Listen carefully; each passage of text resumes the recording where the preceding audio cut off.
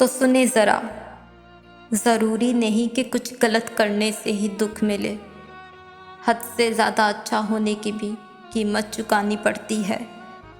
रिश्ता हमेशा वही कायम रहता है जो दिल से जोड़ा जाए, फुर्सत या ज़रूरत से नहीं। मोहब्बत और दोस्ती, ये दोनों चीज़ें हर तूफ़ान का सामना कर सकती हैं, मगर एक चीज़ इन दोनों के भी टुकड़े टुकड़े कर सकती है, और वो है गलतफहमी। हर एक रिश्ते की कदर कीजिए और खूब कीजिए।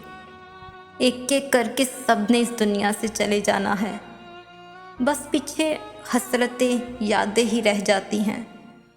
तकदीर ने जैसा चाहा वैसा ढल गए हम, तकदीर ने जैसा चाहा वैसा ढल गए हम।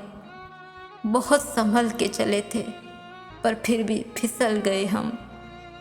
किसी ने भरोसा तोड़ा तो किसी ने दिल, और लोगों को लगता है कि बदल गए हैं हम, और लोगों को लगता है कि बदल गए हैं हम, बदल गए हैं हम। Thanks for watching my video. Please do subscribe my channel and don't miss the press bell icon.